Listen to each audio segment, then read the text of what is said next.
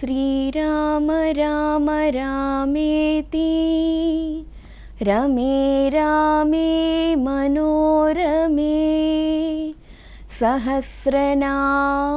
తత్తుల్యం రామనామ వరాననే. ఈ శ్లోకం యొక్క విశిష్టత మీకు తెలుసా? ఈ శ్లోకం చాలా ప్రసిద్ధి చెందినది.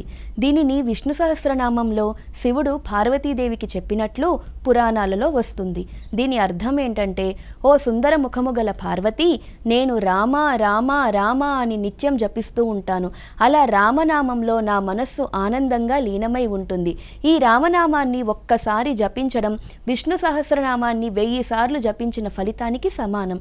దీని భావం ఏంటంటే, రామ అనే నామంలో ఎంతో పవిత్రత మరియు శక్తి ఉంది. దాన్ని భక్తితో జపిస్తే మనసు ప్రశాంతంగా మారుతుంది. ఎంతో పెద్ద పూజలు యజ్ఞాలు చేసిన ఫలితము ఒక్క రామనామ జపంతో కూడా లభిస్తుంది. జై శ్రీరామ్.